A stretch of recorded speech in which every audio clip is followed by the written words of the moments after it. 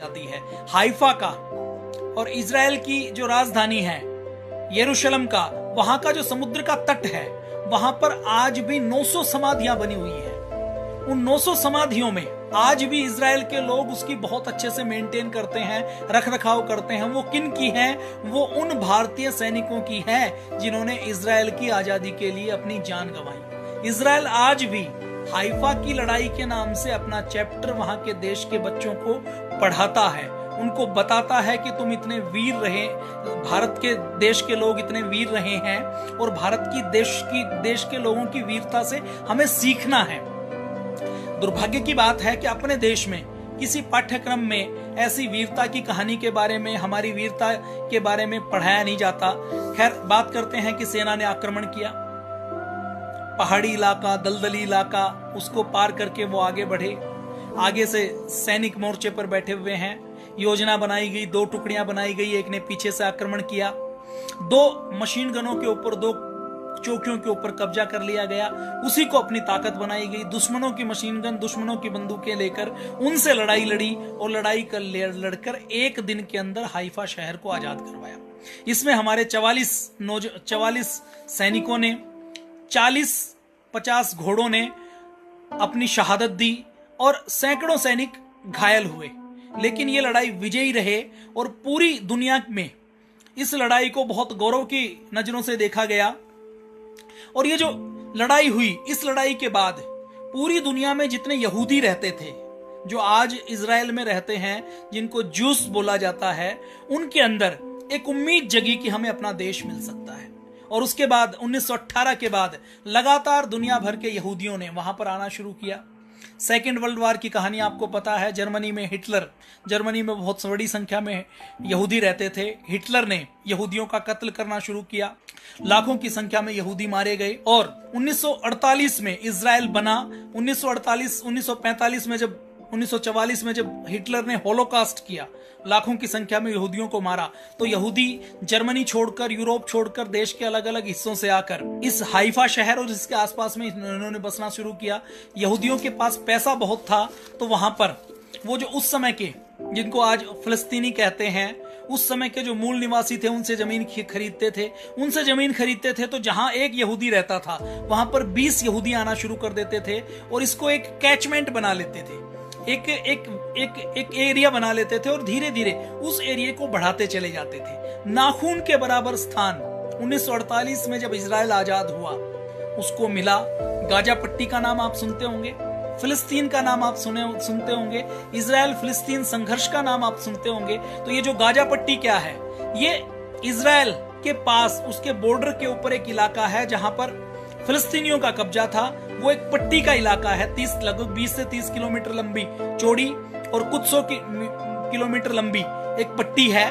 उसका ये इलाका है, उसके ऊपर लगातार संघर्ष करता रहता है। और 1948 में जब इजराइल बना, तो इजराइल कृतज्ञ हुआ कि यदि हाइफा उस समय आजाद नहीं होता, मैसूर और जोधपुर की सेना नहीं होती, मैं हैदराबाद का नाम इसमें नहीं ले रहा हूं, हैदराबाद की सेना थी, 3 रियासतों की सेना भेजी गई थी, लेकिन हैदराबाद की सेना में सारे मुसलमान थे और अंग्रेजों को पता था यहां पर ये जो तुर्की लड़ाके हैं, तुर्की सैनिक हैं, ये भी मुसलमान हैं।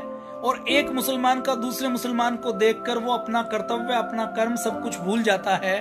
तो उन्होंने हैदराबाद की सेना को लड़ने में नहीं लगाया, हैदराबाद की सेना को लगाया जो युद्धबंदी थे उनकी देखरेख करने में, रसद वाले काम में, जो कैंप के, जो बैक एंड के काम है, उनमें उनको लगाया था, क्योंकि उनके ऊपर उनको भरोसा था कि हैदराबाद के मुसलमान हैं, इनका कुछ नहीं पता, ये हो सकता है जाकर उनमें मिल जाएं। तो ये हाइफा की कहानी है। इसी से इजराइल बना और इजराइल आज भी भारत का कृतज्ञ है। कारगिल का जब युद्ध हुआ, और आपको जानकर आश्चर्य होगा, ये जो इजराइल बना, आप देखते होंगे यासिर अराफात का नाम आपने सुना होगा जब आप छोटे बच्चे रहे होंगे। आज से 15, 20, 25 साल पहले इंदिरा गांधी यासिर अराफात से मिलती थी। फिलिस्तीन को भारत ने मान्यता दी, इजराइल को नहीं दी। इजराइल के साथ भारत ने दूतावास के संबंध कभी नहीं बनाए।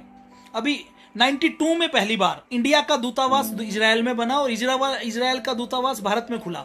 और 92 के बाद भी भारत का कोई प्रधानमंत्री मोदी जी से पहले इजराइल नहीं गया था। इजराइल के राष्ट्राध्यक्ष या प्रधानमंत्री को यहाँ पर नहीं बुलाया जाता था। क्यों?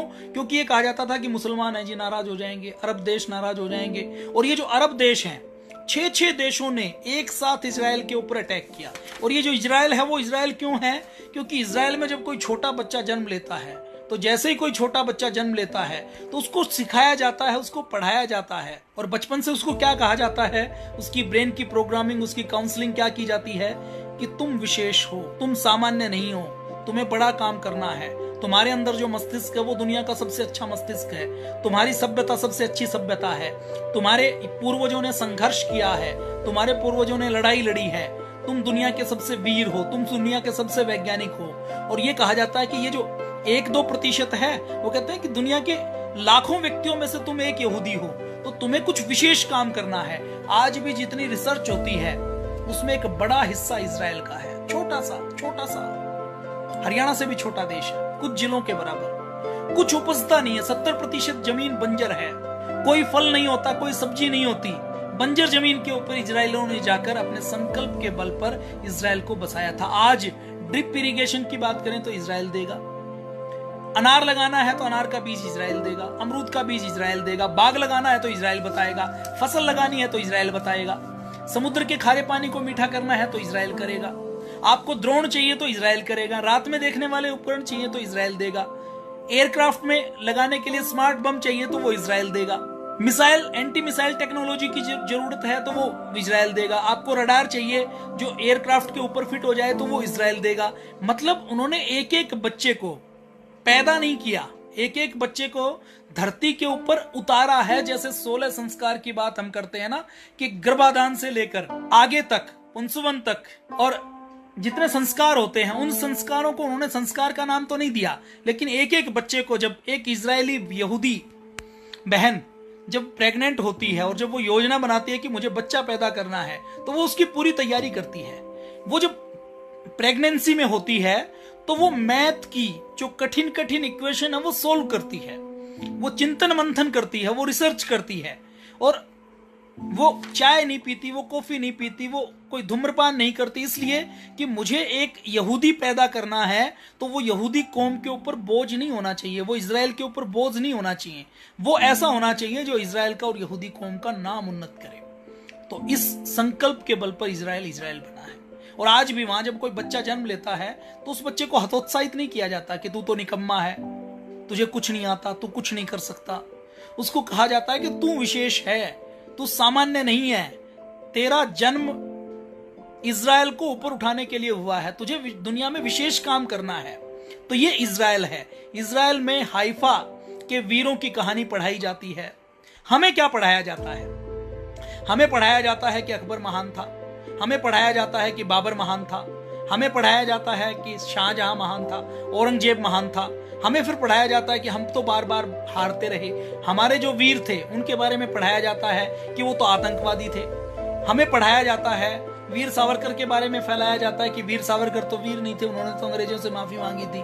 मैं ये कहता हूं कि वीर सावरकर के जितना वीर दूसरा कोई क्रांतिकारी है ही नहीं। तो आज इजराइल के हाइफा डे पर हमें अपने पाठ्यक्रम को बदलने की जरूरत है। और दिल्ली में एक चौक है, 3 मूर्ति चौक, आपने सुना होगा, खूब देखा होगा, लुटियंस जोन में जो नई दिल्ली बनी हुई है उसमें 3 मूर्ति चौक है। 1922 में वो बनाया गया। उस 3 मूर्ति चौक की कहानी क्या है, मूर्तियां किसकी लगी हुई है, हमें आज तक नहीं बताया गया।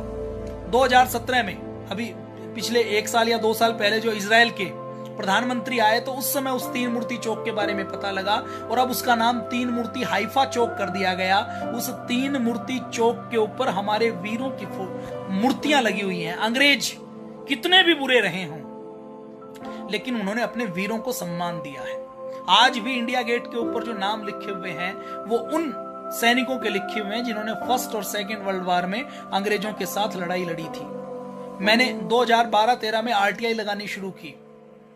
आरटीआई लगाई गई पीएमओ को और होम मिनिस्ट्री को कि मुझे बताया जाए कि इस देश में ऐसा कौन सा मेमोरियल है जो हमारे क्रांतिकारियों, हमारे शहीदों और सैनिकों की याद में बनाया गया।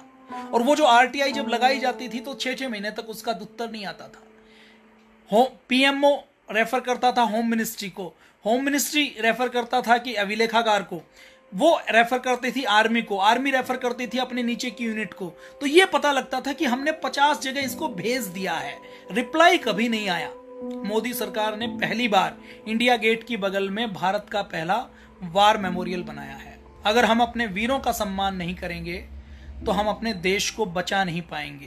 7 समुद्र पार 4000 किलोमीटर दूर जाकर जो सैनिक जो एक रियासत के लिए लड़ रहे हैं, अपनी मातृभूमि की लड़ाई नहीं है, रियासत के लिए लड़ रहे हैं, दूसरे देश की लड़ाई लड़ रहे हैं, दूसरे देश के लोगों के लिए लड़ाई लड़ रहे हैं, जब वो वहां जाकर ये कह सकते हैं कि मैं वापस नहीं मुड़ूंगा, मरना है तो मरूंगा, वापस चला गया तो अपने देश के लोगों को क्या उत्तर दूंगा। हमारे भारत की ये परंपरा नहीं है कि युद्ध में हम पीठ दिखाएं या वापस लौटें। तो हम कैसे मान लें कि भारत हारा हुआ देश है, भारत गुलामी का देश है, भारत कायरता का देश है। हमें पढ़ाया गलत गया है, हमें बताया गलत गया है। आइए इसको बदलने की आवश्यकता है। आपको लगे कि ये बात, ये विषय एक एक व्यक्ति तक जाना चाहिए और हमें अब आवश्यकता है दबाव बनाने की। HRD मिनिस्ट्री के पास, मानव संसाधन मंत्रालय के पास पूज्य स्वामी जी महाराज ने एक अभियान शुरू किया है कि इस देश में शिक्षा की व्यवस्था में आमूलचूल परिवर्तन करना है। हमारे देश में नैतिकता क्यों नहीं है, सिस्टम क्यों नहीं है? क्योंकि शिक्षा की व्यवस्था में हमें पढ़ाया और बताया नहीं गया। भारत स्वाभिमान ने अगला मुद्दा लिया है कि भारत स्वाभिमान शिक्षा के क्षेत्र में एक बड़ी क्रांति करना चाहता है। शिक्षा में लॉर्ड मैकाले ने जो सपना देखा था कि भारत को अगर नष्ट करना है तो भारत की शिक्षा व्यवस्था को नष्ट कर दो। इस शिक्षा व्यवस्था में जब कोई व्यक्ति आए तो वो देखने में तो भारतीय हो, काला हो, लेकिन अंदर से उसका सब कुछ बदला जा चुके, वो एक अंग्रेज बन जाए, काला अंग्रेज बन जाए। वही शिक्षा व्यवस्था आज भी चल रही है। इस शिक्षा व्यवस्था को बदलने का अगला संकल्प भारत स्वाभिमान का है। भारतीय शिक्षा बोर्ड बनेगा। प्राइमरी एजुकेशन में, हाई स्कूल की एजुकेशन में, इंटर तक की एजुकेशन में बच्चों को अच्छा इतिहास पढ़ाया जाएगा और बच्चों के अंदर गौरव का भाव डाला जाएगा कि तुम्हारे अंदर रामकृष्ण का खून है, तुम्हारे अंदर महाराणा प्रताप का खून है, राणा सांगा का खून है, राणा उदय सिंह का खून है। बेटियों को पढ़ाया जाएगा कि तुम पद्मिनी की संतान हो, तुम हाडा रानी की संतान हो, जिसने जब पति ने कहा कि मुझे तुमसे प्यार है, मैं युद्ध नहीं करना चाहता, तो अपना सिर काट कर उसके पास भिजवा दिया कि ले, जिससे प्यार है उसको साथ ले जा और जा अब लड़, या तो जीत कर आ या वीरगति को प्राप्त हो। ऐसे पूर्वज हमारे रहे हैं, तो हमें वो बताना है। और अंग्रेजों ने हमें जानबूझकर क्यों नहीं बताया? क्योंकि उनको लगा कि हमारा स्वाभिमान जाग जाएगा। और जो अंग्रेजों ने किया, 70 सालों तक वही अंग्रेजी सरकार करती रही, नेहरू जी की सरकार करती रही। वामपंथियों ने, सेक्युलर लोगों ने देश के इतिहास के ऊपर कब्जा जमाया हुआ है। रोमिला थापर का नाम आपने सुना होगा, जिसने अभी 2 दिन पहले वीडियो में कहा कि युधिष्ठिर सम्राट अशोक के बाद में हुए हैं। तो जिनके इतिहास का ज्ञान इतना अधकचरा है, उनको हम कैसे इतिहासकार मान लें? और उनकी पुस्तकें हमें पढ़ाई जाती हैं। धन्यवाद। जय भारत, भारत माता की जय। आपको अच्छा लगे हो तो इसको शेयर जरूर कर दीजिएगा। इसलिए नहीं कि ये कहीं शेयर करना है, इसलिए कि ये अच्छी बातें जन जन तक पहुंचनी चाहिए, एक एक व्यक्ति तक जानी चाहिए। धन्यवाद। जय भारत, वंदे मातरम, भारत माता की जय।